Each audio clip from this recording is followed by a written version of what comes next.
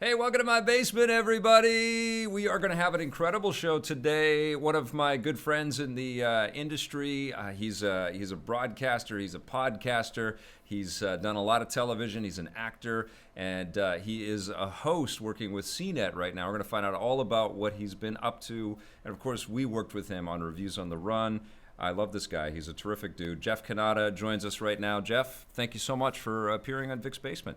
Oh my gosh, I'm so happy to be here. I'm a big fan of you, and we're buddies. So this is great. I'm so excited. We've known each other for a long time, brother, and Yeah. I'm cutting my review of 10 Cloverfield Lane, and of course I mentioned the fact that Dan Trachtenberg was a part of Totally Rad Show. So Yeah. mere minutes ago, I was cutting a little clip from one of your Totally Rad Show episodes into the review, and I'm struck by how long we have known each other and traveled in the same circles. You're a great friend with one of my great friends, Jose Sanchez, Yeah. who just loved your show and was a super huge fanboy for you guys. And kind of like the way he was with Judgment Day too. He's a positive force of nature, that guy. That's for sure. One of my favorite people in the world. Totally. And he introduced me, I think, to you guys. But it's amazing, how we just keep evolving and changing and growing and getting our tentacles into all kinds of different things. Yeah. And it's especially kind of crazy to be talking with you the week that Dan's big movie hits theaters, which is just insane, right? I've been sort of overwhelmed all week. I got the chance to see the movie last night, and at a press screening, which was just an odd experience going to a press screening. I've been going to press screenings for so many years, and most of the years that I was going to press screenings, 7 years, I was going to press screenings with Dan sitting next to me Yeah. as he and I were watching movies and dreaming about movies and being fans of movies. And here I am at a press screening as his name comes up in the credits. It's a remarkable thing, and it makes me so proud. I mean, I had nothing to do with it, but it makes me proud for my friend Yeah. that he dreamed it and then he did it. Yeah. And I think this is just the beginning. Anybody that goes and sees this movie this weekend is going to realize that this is a filmmaker to be reckoned with. Absolutely. And it does not feel like a first movie at all. He It's doesn't pull any punches at all, man. It's very guttural. You really are taken almost instantly from this. That visceral is that term that gets thrown around too much, but it applies fully to this movie. Oh yeah, It's I a mean gut punch. the first couple of minutes when the first time any text comes up on the screen, I'm not going to spoil how that happens, Yeah. but when the title comes up on the screen, I was like, yes, it's so good right from the beginning, and then you get taken on a ride, and that ride has so many twists and turns, and the performances are all great. Yep. It does not feel like a first movie to me. It feels like a very confident film that knows how to attack an audience and keep you on the edge of your seat. Because I mean, there were moments where I forgot to breathe. Yeah. Yeah, for sure. No, it's terrifying, and then it makes you laugh, and yeah, it's an incredible work. We'll talk a little bit more about that, but first, let's get caught up because it's been a few years since you were on our show, and Right. we were working together. And I guess I let people in on the reason why why we had to kind of make the change. It's basically you're in the acting union, and we were a non-union show, and Right. our profile was rising as we were making more and more shows, and we were just getting a little too out there with the amount of content that we were making, and I just couldn't turn the show into any kind of a union show. We just never had the Right. budget to do something like that. So I had to make the difficult call, and you and I discussed possible scenarios of how it would work, but we certainly didn't want to not have you on the show. You were terrific on Reviews on the Run. Oh, well, thanks. Yeah, no, I loved working with you, and I loved being a part of the show, and it was a lot of ways it was a dream come true for me, and I cherished that time. It was really, really, really fun to be a part of. But yeah, and hopefully our paths will unite some place down the line again. And Yeah. I'm always a fan of the stuff you do, and yeah, I cherish those episodes, and I'm also really glad that now you're giving people a way to see the older stuff Yes. in a new way. That's really cool. Yeah, I mean, the plan is to eventually release all of it, but obviously I don't have the budget to just unlock all of that right away. It takes man Yeah. hours, it takes people, and we don't, and we want to have some kind of curation on the way that it's all delivered. So we're, behind the scenes, we're trying to figure out how all of that happens. And I also want to do a lot more with the archived, not cut together content as well, sort of the longer form sort of stuff that we have. So yeah, trust me. Yeah, it's such a wealth of content you've got Yeah. there. It's cool. Yeah. Well, you too. I mean, you've got these. As I was watching that Totally Rad show today, I mean, you must be incredibly proud of that era, and I'm sure it's coming up a lot right now, and you're feeling Yeah. very nostalgic this week for Totally Rad show. But That's for sure. those were great episodes too. You guys had this chemistry that was undeniable. Oh, thanks. Yeah, yeah. We it doesn't seem like that long ago, but we started in 2007. At least it doesn't seem like that long ago for me. But in internet years, that's a long time, Yeah. and things were a lot different back then. I mean, this is pre-YouTube in a lot of ways. YouTube really hadn't happened yet, and to do delivering video content at that time, I think we were a little ahead of the curve. Yep. And I feel so honored to still have so many fans from those days that are coming out in droves now and talking about how happy they are for Dan, and just sort of remembering that time with fondness. And those were some of the best years of my life, being able to honestly what I got to do, and I'm kind of getting a little emotional right here. Yeah. But I got to hang out with some of my best friends in the world and laugh every week, and you can't get any better than that. Well, That's just about as best as it gets. You can't manufacture that, right? You get Right. those moments for the first time, and I totally know what you're talking about. It's the art of building and the craft of building and the joy of building something with people that you really love and care about is something that is worth more than any riches, any gold, anything. It's true. But it Yeah. trains you to also have the discipline to try to preserve and protect that. And one thing that I've always admired about you is your desire to remain positive and to find good things and to love loving things. And, I Yeah. obviously share a lot of the same philosophies. And I think, if we were hosting a show together, it would just poof into a big puffy cloud of rainbows and hearts and things. and people would be, But I respect that greatly because I think we live in such a cynical world. And I think that you are someone that really appreciates, because you build your own things, you really appreciate how hard it is for other people to build things, right? Yeah, yeah. I mean, I do, and I don't, I don't come by that sort of positivity as you don't. Mm-hmm. I don't think either of us come by that artificially. Like it's Yeah. not a put upon thing. It's just sort of who I am and how I approach the world. And I think you probably agree with this too, that all we really have, our only currency is authenticity, is sort of be who we are and say the actual opinions that we have, and Yep.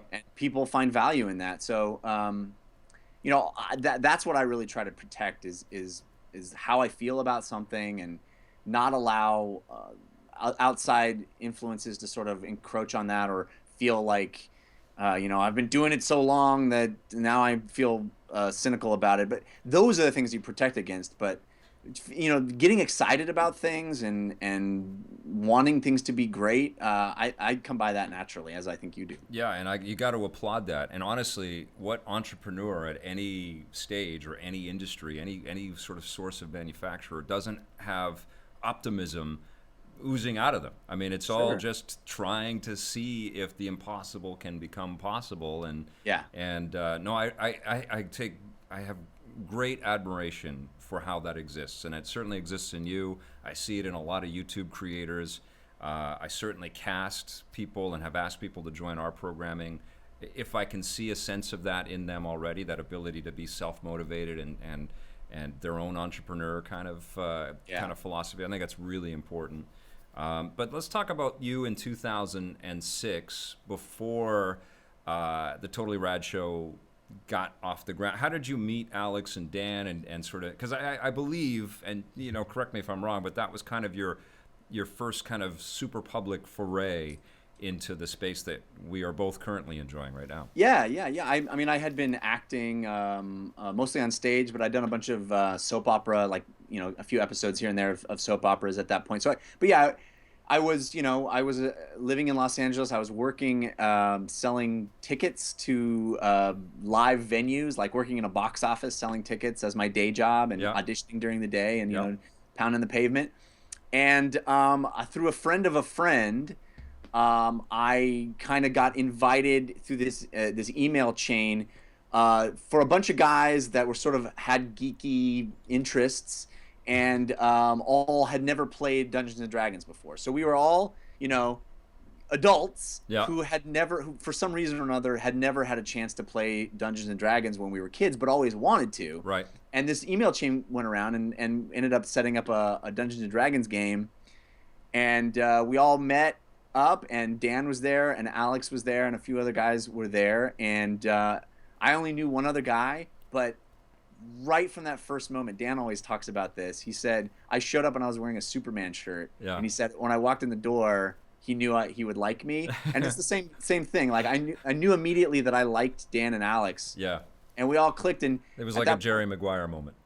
yeah, it's there's those times when you meet people and you just sync up, Yeah, for sure. and they're all too rare, in my opinion. I'd like that to happen more often. Yeah. But yeah, we became fast friends from that Dungeons and Dragons game, and we started hanging out and having these conversations. And Alex was doing Dignation at that time, Right, and right. Dan was doing a show called Geek Drome. Mm-hmm. And we were having these conversations, passionately arguing about movies and video games and comic books and movies and television. And we kind of turned to each other and said, I think these conversations would be interesting to other people. Yeah. Let's make a show. Yeah. And so we got together. We recruited a college friend of mine named Steve Konchelik, and he was our behind the scenes guy. And we cobbled together the show and put it out on the internet. And from there, it just sort of, a lot of people say, well, if I want to make a show like the Totally Rad Show, what do I do? And I always go, well, you got to sort of be in the right place at the right time. Yeah. Yeah. That's Yeah. about what it was. It was like, it just happened to be a time when there was very little video content on the web at that point, and we, synced up with Revision 3 and got an audience. And I think it was a lot of serendipity, but that show went for 7 years, and I'm really proud of it. And like I said, it's some of the best years of my life. How many episodes did you guys end up making of Totally Rad Show? Well, I should know that off the top of my head, but I don't. Yeah. Yeah, as the years go by, you lose the count, don't you? Yeah. Well, we made a switch. We were a weekly hour-long show for the first 3 years. Mm-hmm. And then after that, we switched. I think it was 3 years. And then we switched to daily content, 5 days a week. Yep. So the episode numbers get a little bloated because when you're doing daily, Yep. So Yep. I know we were several hundred shows, but yeah. Yeah. Well, how many times a day do you get asked to recreate the Totally Rad Show? Well, this last week it's been quite a lot. Yeah. Everybody's talking about, you guys got to do the 10 Cloverfield Lane episode of the Totally Rad Show, and and when Star Wars: The Force Awakens was coming out, people were talking to us about doing that, and Yes. we actually talked about potentially doing a reunion episode to talk about Star Wars, but Dan is working at Bad Robot, and It's amazing, yeah. it's he's working shoulder to shoulder with JJ. So is he seeing all the Star Wars stuff? Is he having everything spoiled for him? He must be, Well, right? Yeah. I mean, I don't know if spoiled or if it's the fact that it's a dream come true, because he's the editor of 10 Cloverfield Lane. Mm-hmm. Is the same guy who edited all of the Star Wars trailers. Oh man. So his editor would be working on the Star Wars trailer while Dan was there, and Dan would weigh in on some of those decisions. So Wow. I mean, I don't know that I'm supposed to talk about, but Yeah. he was involved in all that process, and he would tell us about the days that Steven Spielberg would stop by and be watching a cut of the movie, and they would all just be hanging out and talking Holy about. shit! That's I mean, awesome. he's living the dream. Yeah. He's living the dream, and That's awesome. It's incredible. It's Well, incredible. let's pause now and let's have some Star Wars talk with Jeff Okay. Cannata. All right? Because you and I actually haven't talked about this. What did you think of Episode 7? Oh man, I loved it. I at this point, it's almost redundant to say you liked it, because like everybody likes it, but it's You know what? A lot of haters have come out, and we employ one of them right here, actually. Oh, But really? Blake's not a fan. He wanted to, but he's not a fan. And I read the criticisms, and there's some definitely warranted complaints out there. With the recycled kind of narrative and another Death Star, and and the conveniences that they sort of put together. But let's ignore that for a second. We'll get back to it. Tell me your unabashed positive thoughts about this. Yeah, I mean, I definitely sympathize with some of those things, and the sort of template of episode 4 that was used. You certainly feel it, and for a lot of people, I'm sure that isn't the feeling that they wanted to have. But for me, it comes down to characters, and I think that what JJ understood and what Lawrence Kasdan understands, and what the movie really unifies itself around, is the feeling that I walked out of that movie and I wanted to be Rey, I wanted to be Kylo, I wanted to be Poe, I wanted to. Like when I was a kid and I wanted to be Han Solo and Luke Skywalker. Yeah. I wanted to be those characters. I want to hang out with them. They're people I want to be in that world. Yes. And unfortunately, I don't want to hang out with Qui-Gon Jinn. He doesn't seem like a fun person to be around. Even saying those names. Yes, right? No, I know. And that's one of my favorite things about this resurgence of Star Wars. I've said it on the podcast before, but it's the mystery that we have now, and it's that optimism, it's that hope, it's that even if you didn't dig all of this, the choices in Episode 7, is that you're now thinking, what are they going to do? How are they going to answer that? Where does this all lead? And those are some really dramatic things that happened.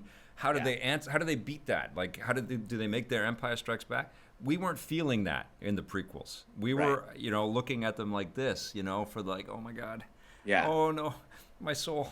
And and there isn't anything in Star Wars Episode 7 that is as spectacular as that lightsaber battle with Darth Maul and Qui-Gon and Obi-Wan. You're right. Nothing in that movie you're right. touches it for pure spectacle. Yeah. But it doesn't matter because I care more about the lightsaber battle between Kylo and Rey. Absolutely. And because I care about those characters and I'm invested in that story, and that is what has saved Star Wars, is understanding that that's what's important, that the spectacle isn't what's important. Yeah. And I'm hoping that as we progress and we get more of these movies, that we will now be able to fill in the spectacle, and it will be hand in hand with all that stuff, and we'll get more original ideas. Because I think the one thing that I feel was a missed opportunity from Episode 7 is that the X-Wings look like X-Wings, the TIE Fighters look like TIE Fighters, the Star Killer base looks like the Death Star. There's nothing new. There's nothing really fresh. It was the safe choice to win back the hearts, right? And what's the first line of that Max von Sydow says? He says, "This will go a long way to making amends," or something like that. Yeah, exactly. And that's what the movie is. It's making amends. It's trying to get us back there. And I can't imagine the pressure that all of the creators were feeling, and all of the back and forth and the heat and the like getting George out of the room, and and none of that easy, right? Like, those are people that really everybody cared about it, but still, out of all of that and all of that greed, right? Because there was also the corporate necessity of this coming back in a big way. Right. A great movie still got made. A very fun Star Wars movie still got made. It's not perfect. It's not as good as 4. It's not as good as 5. I think it's probably not even as good as 6. Yeah. But it's still a great, fun movie that brings us right back into the thing. And I agree, the characters are all amazing, and I love collecting the action figures. I love the new diversity that we have in this universe as well. I love this freaking dude, this BB-8 guy. He's my favorite right now. I mean, that's to me, that is the triumph of that movie. Is I can't wait to hang out with those people again, those characters, and the fact that we're going to get more movies with them. That I just want to be around them. I want to hang out with all of those characters. So. And it was, this is a crazy week because JJ's in the news right now. We just reported on, and other people have too, about him apologizing for the connection between Chewie and Leia. Did you feel that when you saw the movie? Were you questioning why Chewie just walked by Leia? I know I didn't really think about it at the time, but looking back on it, I guess you can't hit everything. But yeah, it didn't bother me. Yeah. I don't know. It's interesting to see. I feel like Ryan Johnston has. I have so much confidence in him. Yep. But he has so much more pressure. Responsibility. Yes, oh my God. Well, between those two guys, JJ and Ryan, and Zack Snyder, it's like they're carrying the weight of like an industry, not just the properties, but like Like, Yeah. imagine if episode 7 sucked and everybody hated it, and it got like Oh. a third of its box office. Like, Yeah. what No, I would mean Disney been doing right now?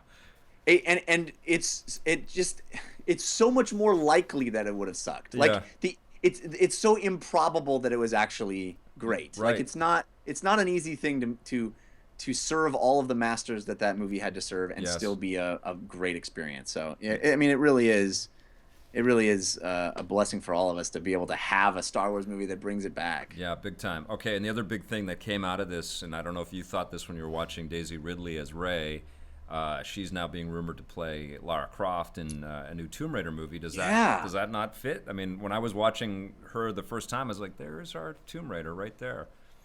I mean that it makes so much sense, especially having played the last two sort of reboot video game versions where she's much more down and dirty and gritty and real and Mm-hmm. grounded. I would love to see that version of Lara on screen, and I think Ray, I call her Ray. I think Daisy would be a perfect fit. I also think that Daisy Ridley could probably do a Jane Eyre movie or something. You know, like I Yeah. think she doesn't have to just be an action No. star. She really I think that girl is going to be a mega star for a lot of years, Yep. and I think she has the range to do pretty much anything she wants. So, as much as I think she would be a great Lara, I kind of hope she does something really different next. Shakes it up. Yeah, just Yeah. to sort of prove that she can be, you know, she has the range to do anything she wants, because I really think she does. Yeah, me too. Yeah, and obviously Oscar Isaac has been proving that for a long time. And Yeah. what's the Kylo Ren guy? What's his name? Adam Driver. Adam Driver's amazing, Yeah. so Yeah. funny, and Yeah. I also loved. Oh shit, I'm blanking. Finn's real Finn, name. yeah. What's John his name? Boyega, yeah, John Boyega, yeah. yes. He's just tons of charisma. That guy. It did Oh, yeah. feel in the movie that he was trying to be the comedic part of the movie, and he was working it compared to sort of the sort of balance where everybody else was. But still terrific to watch and a lot of fun. Yeah. You know what I want to do right now, and we'll get back into kind of the stuff that you're working on and have been up to since Totally Rad Show and Reviews on the Run days. Let's Sure. see if people have got some questions for us. Blake, had anybody been throwing some questions our way? Yeah. Yeah, I have a few from the chat. You weren't Okay. asleep, were you, Blake? No, I was clearing my throat. Sorry. Okay, all right, okay. He's upset that we guys- both love the movie. I know. You guys were just talking about Laura Croft. Yeah. Brock Hickman has suggested that Jeff play Nathan Drake in the movie. Ooh. Is there any plans for that? Okay, Brock Hickman is suggesting that you play Nathan Drake, Jeff, Twist my arm. in the Uncharted movie. How do we start that happening? Should we hashtag this sucker or what? Yeah, I mean, you know how hashtags always result in castings. That's So, no, it would be a dream come true. That would be amazing. But I don't think Hollywood works that way. But I appreciate the sentiment, and I'm flattered that people see a resemblance between he and I. So yeah, maybe, you know, I did go as Nathan Drake one year for Halloween, so He's the I think best. that pretty much qualifies me to play the character. There it is, right? Brandon Yeah. Routh went as Superman one year. I think that's what got him his role. Done and done. There it is. We solved it. Hollywood done. Just watch our podcast. We got this all figured out. Yeah. Any other questions? Yeah, a couple of different people have asked about. They just unveiled Spider-Man in the Avengers: Civil War, Yeah. and people want to know what Jeff thinks of that. Okay. What do you think of the new Spider-Man in Avengers: Civil War, my friend? Well, I am thrilled. I am thrilled. There is a part of me that is really sad that couldn't have been a reveal in the context of the I movie. know, right? Yeah. Because, you know, I don't think people remember how great it was at the end of Iron Man after the credits that Samuel L. Jackson came out and no one knew he was in the movie. Like, the fact that there wasn't a press release beforehand that said, hey, Samuel L. Jackson's playing Nick Fury at the end of the movie. Like, I yearn for that feeling of a surprise. I'm not watching the Civil War trailers. I try to avoid all trailers at this point because I pretty much see every movie anyway. I know. I don't want to spoil it. Yeah. So you know, I'm weird, I suppose, but I like to have the excitement happen within the context of the film rather than beforehand.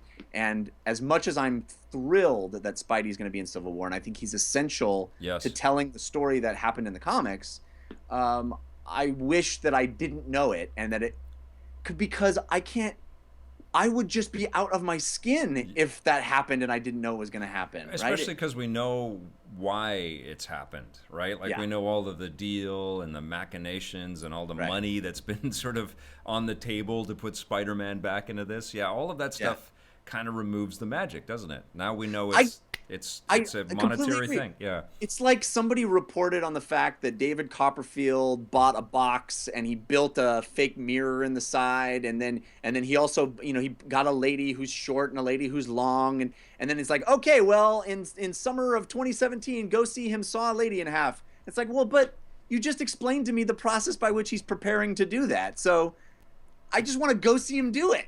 Just I want to be transfixed by the magic of it all, and I don't need to have it all spoiled for me beforehand. But Yeah. again, I am a little more extreme about that stuff than most. What are you more excited for, Civil War or Batman versus Superman?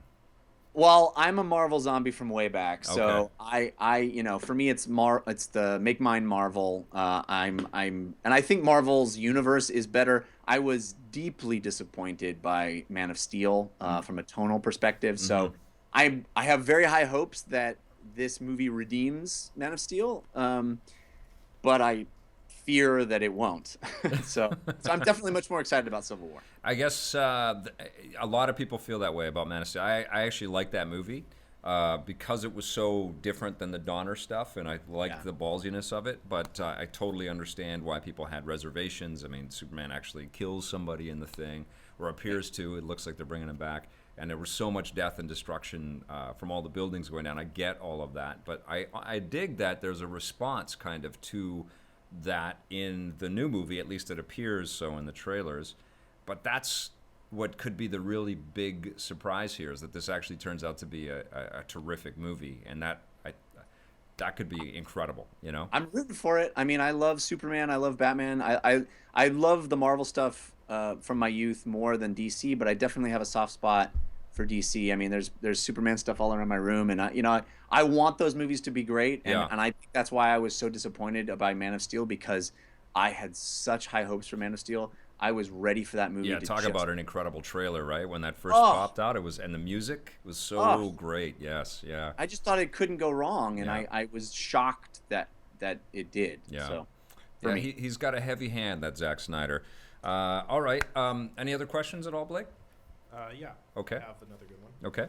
Swan Gore wants to know, what's that 70s sci-fi looking box just over Jeff's head? Okay. Hey, Donnie. Good question. Donnie wants to know, what's that 70s looking sci-fi box just over your head in the background? The NB one, this one. It looks like a seven. Is it the NB one, Donnie? That I guess This we blue have, and white box. we have to wait for a long time because of the Well, way that the I'll chat. explain. I'll explain what that is. Okay. So I did a show that I raised money for on Kickstarter called Newest, Latest, Best. Okay. And this was the prop that we had custom built. It's NLB, which is the logo. It was a box, and we had a custom built. It lights up. It was sort of the table at where we talked, and I'm really proud of that project. I'm really proud of that Kickstarter, and I'm hoping that someday it'll live again. And so it's become a fixture in my office here. So That was kind of you trying to go off on your own and build a talk discussion, event travel type of yes, kind of show like that, right? Like you wanted to be a little bit more magazine style with the show. yeah, Yeah. yeah. It was sort of a follow up to the Totally Rad show when that folded, and I'm really proud of it. We did 11 episodes. And I think it came out really, really great. And I was hoping that it would get picked up somewhere and we get to make more of them, but it hasn't happened yet. But Yeah. I remain hopeful. I think it's a viable idea that still can live on, and I keep that in the room to remind me. Yeah, no, listen, it's a very strange world right now. You know, the world now has a camera. Everybody has one in their domicile, you know, whether it's on a computer or a phone, or they've got a good DSLR, and everybody is able to kind of express themselves and build content. And that's what programmers that have money and sponsors that have money to invest are kind of grappling with, is where they go with Yeah. their dollars. And I don't envy any of those. That's what's taking us, you know, frankly, such a long time for us between the 25th season and the 26th season.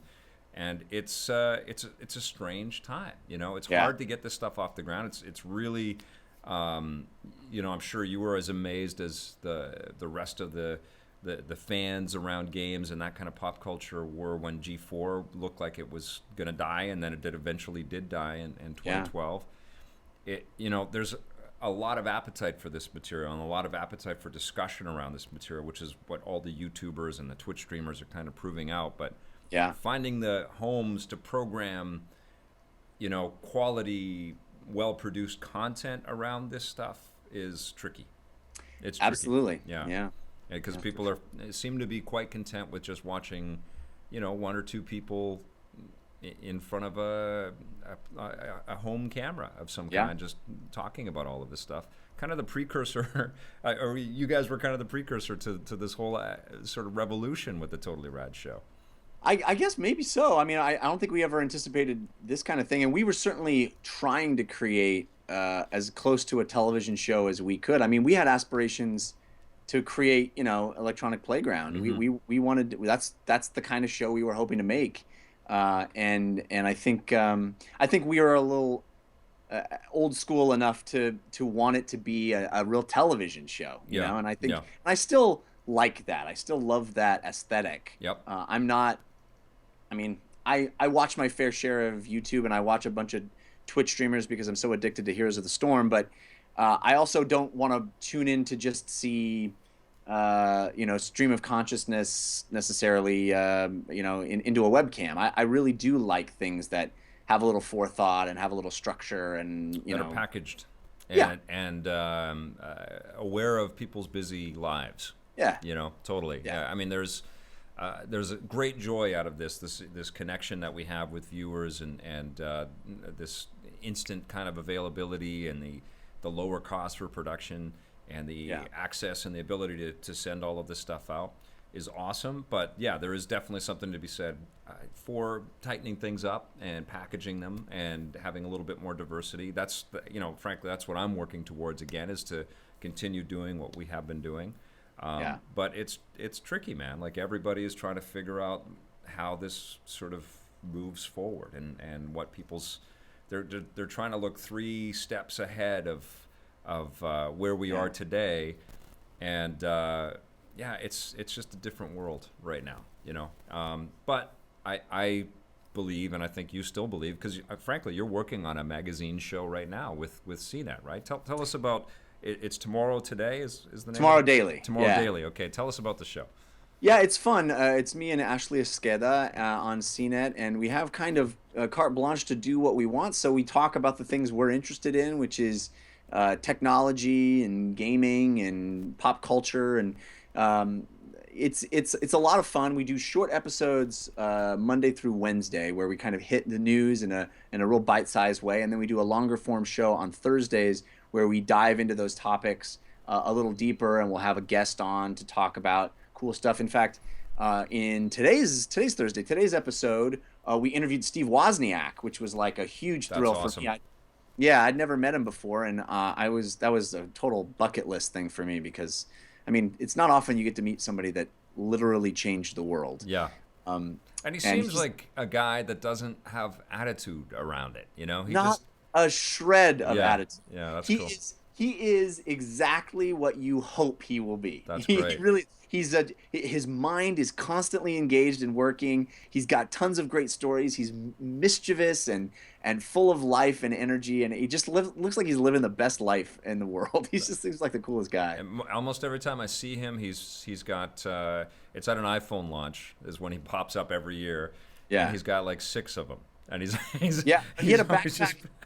At our interview, had a backpack that had 9 phones in it, and he had an Apple Watch on one hand, and he had this other watch on another hand that's made out of old vacuum tubes. Yeah, yeah. It's gigantic. I mean, he's a tinkerer and a geek at heart, and it like he's as authentic, but down to earth and engaging, and he just wanted to talk to us about stuff. You know, he wasn't pretentious in any way. It was great. That's awesome. So, are you guys on the road quite a bit then for Tomorrow Daily? Are you guys Not traveling? too much. No. We do some stuff on the road, but you know, the show's based in LA, so we have LA guests, and we have a studio in Burbank that we have people come into. But we do some road stuff, and we'll be traveling for a few things here and there, but mostly it's LA based stuff. Awesome. And are you shooting in a studio in Los Angeles? Does CNET have an operation down there? Yeah, they're a division of CBS Interactive. Of course, so, right. Yeah, yeah, yeah. Yes. So we're actually in the same studio where they do Entertainment Tonight. Oh, wow. Yeah, so we're like sharing space. So the Real Housewives come in and they're like, well, we got to use the space, and it's like, okay, well, I guess we're second banana to the Real Housewives. Who isn't Yeah. a second banana to a Real Housewife? Right. I mean, that kind of stuff on television, it just makes my skin crawl. That there's so much time given to garbage like that, and so Yeah. little time given to, not the financial reasons why it's great that Spider-Man is in the Civil War trailer, but the Right. emotional reasons. Nobody discusses that. And Right.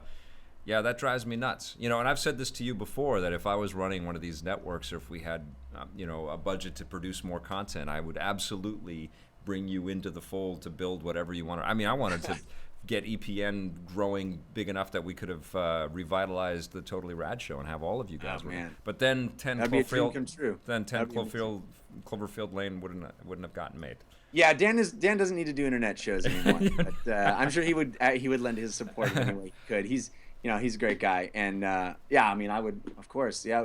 Well, we'll keep making our things however we make them, and Yeah. we'll find our audiences however we need to find them. And I know that there are like-minded folks out there who crave great content and really want to, engage in that conversation and love the things that they love. And we may not have a whole network on a major cable channel or whatever, but it's. You just We'll have our audience. Well, you do, and you just got to do what you enjoy and take pride in it and Yeah. have fun with it every single day. And it's you can't really worry about that. You can't really Yeah. kind of stress about where you're not. Just Right. do what you can do at the best 100%. of your ability. And one of Yeah. the things that you do very well is 2 weekly podcasts, or do you do more than that? Oh, I do, at this point, I'm doing 3 podcasts. I do a video game podcast called DLC, which you have guested on. Yeah, thank you for I- that. No, thank you for that. I do a movie and TV review show called the Slash Filmcast. That's Okay. affiliated with slashfilm.com. Yep. And I do a comedy science show that actually we put out 3 times a week. They're only 20-minute episodes, and it's called We Have Concerns, which I do with Anthony Carboni. And that really has been a joy because that show is just silliness and fun 3 times a week. And so, yeah, people have been really embracing it, which we're Now, pleased. all audio though. You're not doing video stuff with all of those, right? No, video. The only video show I do is Tomorrow Daily. Tomorrow Yeah. Daily. What do you like about the bouncing back and forth from the formats? Do you prefer to be in front of the camera, or do you like the mix of it? Well, I like the mix of it. I mean, I love being in front of the camera. It's fun to be able to do some of my shows in my underpants. Yeah. Like it's not have to worry about it. Yeah. That's kind of nice. Yeah. And I particularly like doing We Have Concerns in the audio format because we really get to do theater of the mind. That show has improvised skits and stuff in it, and we can really create images in your head that we would never have the budget to make. Right. Okay. Yeah. And that's what's fun. We can take you to places and do things and become other characters and have wacky, weird interactions that exist because of the audio format in your head. And I also think that the audio format, it's very intimate. People have a relationship with podcasts because they're right inside your ear and they're so close to Sure. you. Yeah. That feel there's a connection there and people, the way they listen to podcasts when they're commuting, when they're exercising, when they're cleaning the house, there's a very personal moments. Yeah. And I really love that. We used to be audio only with Fixed Basement, and when we started to do the video, it was kind of like, well, we're a TV show. We should Yeah. probably do some video with this. But Yeah. we started to hear from a lot of listeners that wanted the audio, and it's changed. Absolutely. You kind of have to perform for the camera. You have to kind of recognize that someone else is in your podcast with us, which is the viewer. And then especially when we started to stream live, that's a whole other dynamic as well. Sure. And we try to do the best that we can. Obviously, we still cut this up and make the audio only version of it. But yeah, I know exactly what you're saying. I miss the audio only stuff that we used to be able to do. Maybe we'll do it again at some point, but I think mixing it up like you're doing is probably giving you a tremendous amount of creative fun, right? Creative Yeah, it freedom. is. Yeah. I mean, I'd love to do more video stuff.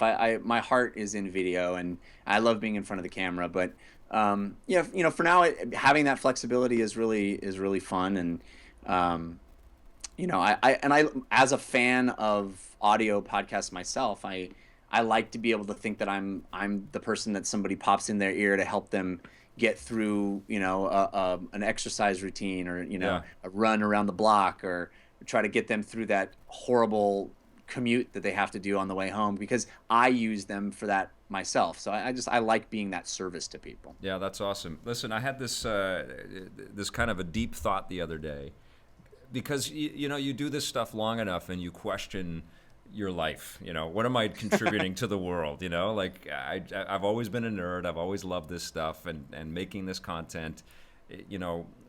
Am I doing the right thing? You always think that, and I see that with a lot of people that are making games or in the covering them or talking about them. My daughter came up after we had beaten a couple of dungeons in Twilight Princess. We're playing that together, and I got ready for work the next day, and I got up before her, and then she got up, and the first thing that she did when she came up to me was, "Can we go play more Zelda right now, Daddy? I want to play more. Can we go back into the dungeon?" And it really kind of hit me that it was cute, and sure, it's obsessive, and there's things to be worried about there, but also just the fact that what it made me recognize is that we really need entertainment. Yeah. We don't just have it because it's a trifle, and that it just fills a space and a gap in our lives. It makes our lives more interesting and more flavorful and more fun, and and when you have moments like that, it's like it affirms why we would do these crazy things, why we would aspire to try to build this content and get it out there, or Danny to pursue a film directing career, or you to keep knocking on the doors of actors or of directors to get film work. There's No, I agree with you, man. I think you're absolutely right. I think that I definitely have those moments where I feel like, am I just entertaining people while the world burns? We just distracting ourselves as we head into oblivion. It's easy to think about that these days in particular, but I think you're right. I think I have one of my favorite quotes. I don't know who said this first, but one of my favorite quotes is, "A moment enjoyed is not wasted." Yeah. And I really believe that. I think that adding joy to people's lives and having these fulfilling moments where we play is essential. It is a part of the human condition that is essential, and it's positive, and it does help us. It nourishes the soul. Yeah. And I think these things, the storytelling, is how we pass on lessons and how we pass on life experience. And storytelling of all kinds should be exalted. It really is important stuff. So yeah, and I think the stories about storytellers and the discussion around it, obviously I'm speaking not impartially here, but I think that's also equally valid and important. Sure. And I've said many times what inspired me to get started with EP was the old Entertainment Tonight that actually used to, it's so ironic that you're on the stage where they're filming the new Entertainment Tonight, and they're not about entertainment, they're about the Real Housewives of right. But the old Entertainment used to be about entertainment. They used to take us in and they'd show us behind the scenes, and they'd interview all aspects of how stuff got made, and I loved that as a kid growing up. They were on the sets of Raiders of the Lost Ark movies or Indiana Jones movies and Star Wars movies, and that was as cool as those movies getting made to me, Oh yeah, me too, man. And now that's all disappeared, it feels like. I used to watch that stuff with my family. We used to watch, Mary Hart and John Tesh on Entertainment Tonight every night. We would watch that stuff, and it did seem like this window into a mysterious world, and yeah. And I think that's part of kind of what I was talking about before in regards to Spider-Man and the sort of, not that information is ever a bad thing, but there's such a deluge of information now, and I think there is a bit of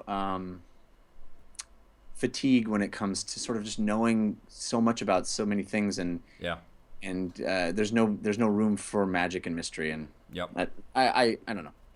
Unless you avoid the trailers and surround yourselves with many different tastes and things, many different ways. Don't get obsessed with just one medium. Yeah, Like yeah, which is easy, not easy to say, hard to live by when there are amazing games that you just can't yeah. put down.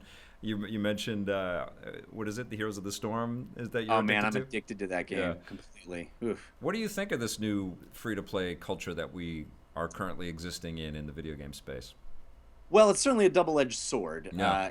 It's pretty incredible that we can, I can play games of such high quality and download them without having to give anybody a dime, and only, charge.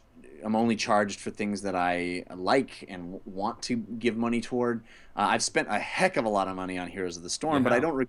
Yeah. Yeah, I don't regret it. I mean, I've only bought cosmetic items and doodads and costumes and things that are completely frivolous, but I'm supporting a game I love, and I feel good about it, and I love having my little guy look awesome. I think that's very cool. Yeah. It's, the other edge of that sword, unfortunately, is the stuff that exists a lot in the mobile space, which is it's free to play, but it's sort of manipulated to be not free to play, Yeah. and there's all these paywalls, and there's all these carrots on the end of sticks that force you to pay for certain things, and that's where it gets into just this psychological game of convincing you to pull the slot machine a few more times. Yeah. Um, and I think that's problematic, and it's hard. Sometimes it's hard to separate those two. But there are companies that are doing it well. Blizzard is one. I think Riot is doing it well with League of Legends, and there are a lot of great examples of companies that are taking the free-to-play model and really providing something that is great, and you can really try it and really get invested in something before you pay for anything. And then the things you do pay for don't affect the competitive level of the game, and really don't, they're things that you can opt into rather than forcing you to pay to continue to play. Yeah. My thought around this is one of my thoughts around this is that we were on a road in the mid 2000s, PlayStation 2, PlayStation 3, Xbox 360 kind of era, Yeah. to almost getting to the AAA was kind of a real mainstream moment across media on a consistent level. I mean, that's Right. still happening. You still have the Grand Thefts and the Halos and things like that. But Right. there was a lot more AAA development, and there was this kind of, and we could certainly see it with the reaction to our content on our show. I mean, I was having television broadcasters all the time saying, "Man, you guys are covering the coolest things. These Right. things look at how much money they're making. They're awesome. They're huge." But now they've kind of really disappeared in a lot of ways. I mean, we get maybe 15 really big event type experiences a year Yeah. now. Yeah. And where the mainstream, the mass, the mass audience for what could have been, more AAA kinds of escapes, they've all gravitated to these free-to-play experiences, and they're now split between being obsessives for a mobile free-to-play, or Yeah. one of these League of Legends or Dota type experiences out there. And I mean, it's part of the evolution of the business, but as someone that, got drawn to covering this industry because of that AAA space, it's been a little bit freaky and disheartening to see all of this stuff happen. And I certainly hear from a lot of viewers that they're a little dismayed with the current state of things, that a lot of their initial investments into the brands of PlayStation and Xbox and Nintendo, even to some degree, have all kind of shifted in totally different directions. There's just less for them to buy and get excited about. Yeah, I think that's true, and I don't know.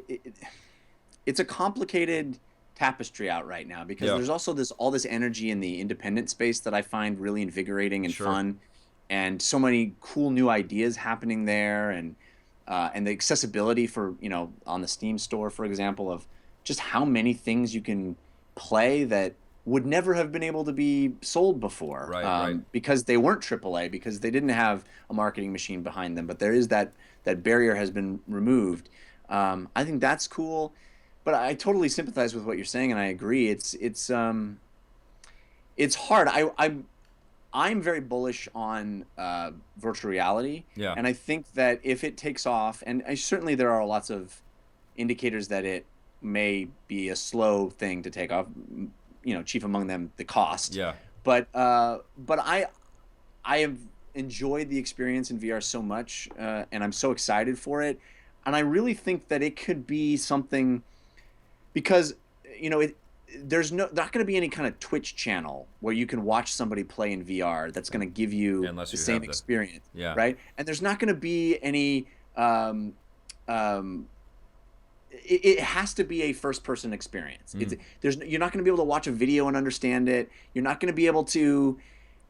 It's a unique kind of thing that requires a kind of AAA experience to be a part of, but also asks you to participate, Yeah. rather than just sort of be an observer. And I wonder how disruptive that may be, and allow people like you and I, who have experience sort of articulating the emotional feeling of these kinds of experiences, to sort of be people that can help consumers decide which of these experiences they want, because they're not going to be able to just watch a YouTube video or watch a Twitch channel to make that kind of decision. So Yeah.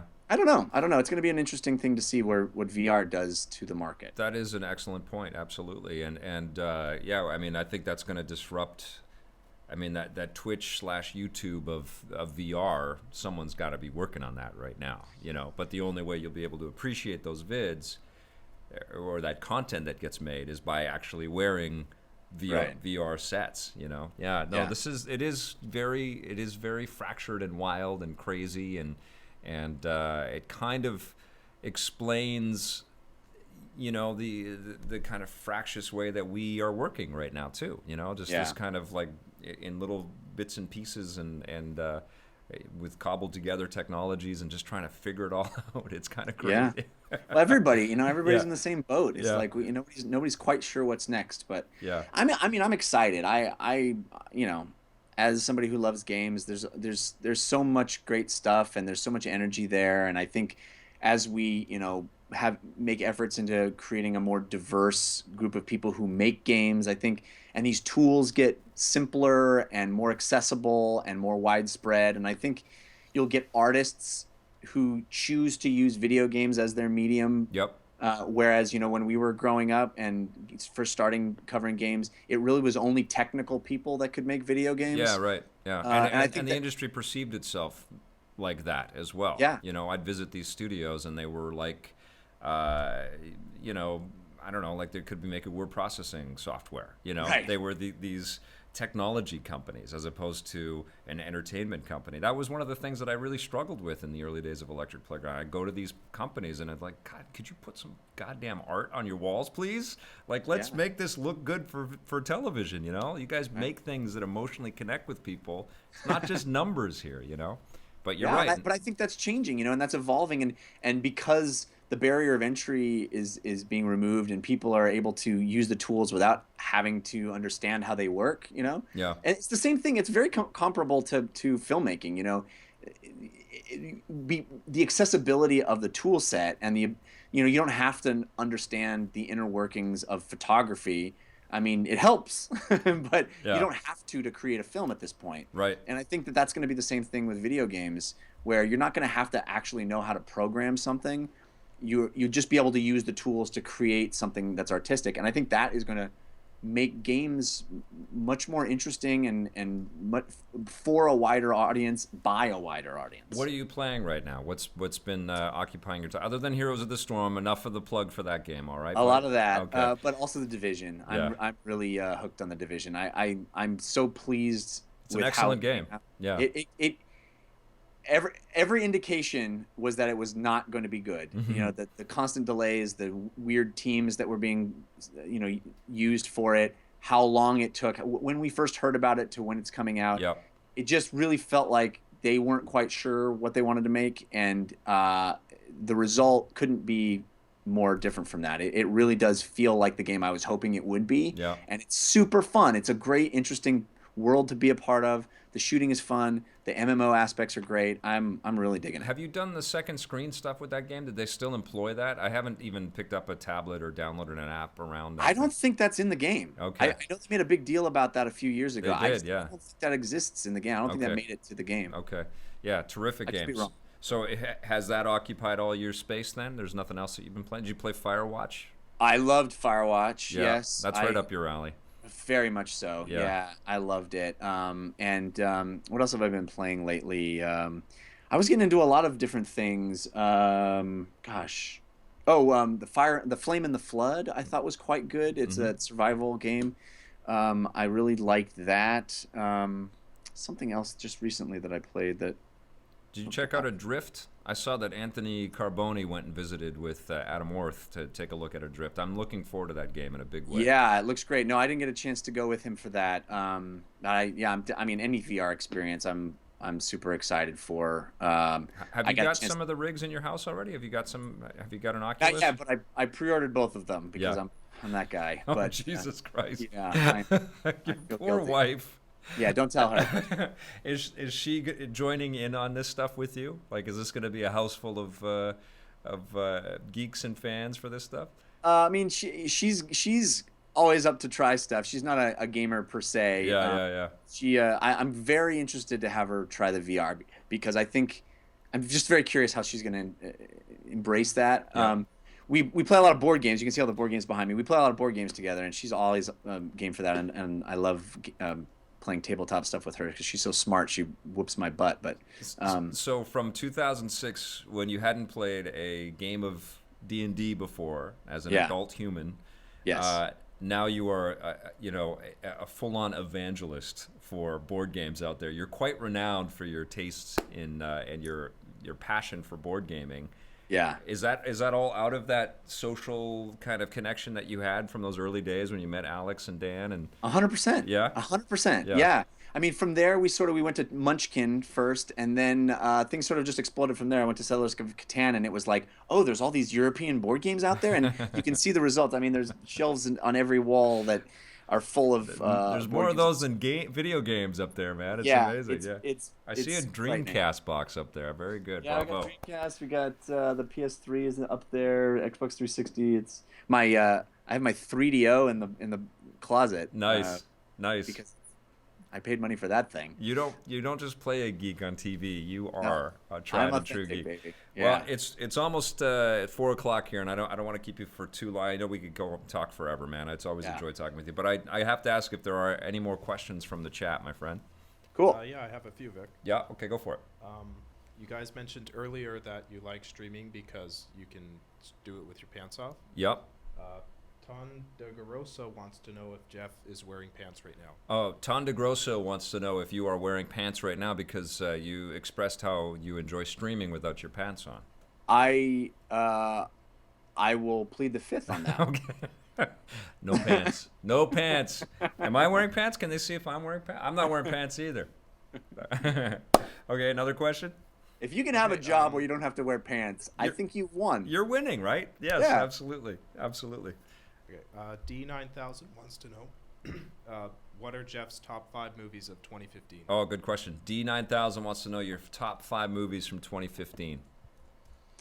Well, I did a whole podcast on that you can listen to at /filmcast.com, but Right. I can give you the short version if I can remember 2015 well. Yeah. That's pre-Deadpool. Yeah, pre-Deadpool, It's yes. pretty hard to remember before Deadpool right now. My number 1 was, my number 3 was Inside Out. Yep.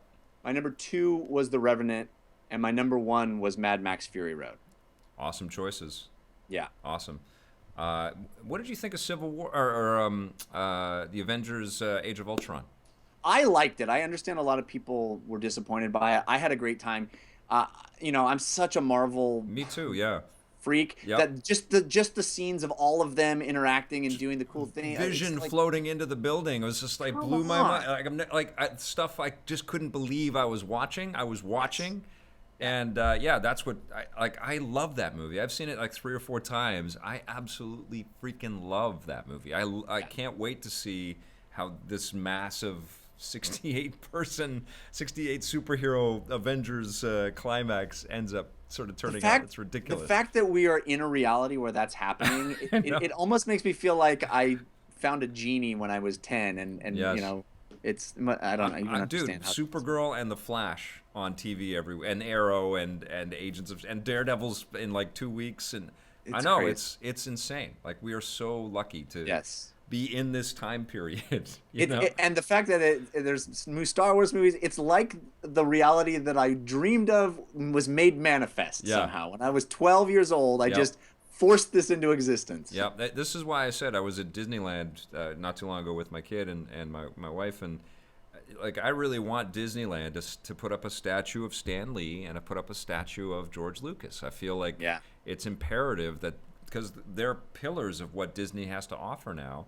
For sure. They should be recognized in some very visual, tactile way. It shouldn't just be this old Disney magic charm, because Disney now is a lot bigger than just that. It's a lot bigger than the mouse.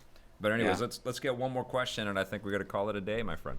Okay. Cool. Shadow284 wants to know, what's Jeff's favorite moment from working on EPN? Okay, Shadow284 wants to know your favorite memory from working on Reviews on the Run.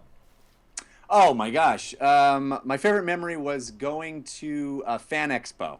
Oh, yeah. You guys brought me to Fan Expo one year, and it was so cool meeting all the Canadian fans. As somebody who, you know, is American and was born and raised in California, to be able to go to Toronto and meet all the fans, see you guys, be part of that family, that when we all went out to dinner together and just sort of being part of that team, you had assembled such a great group of people that I'm remain friends with.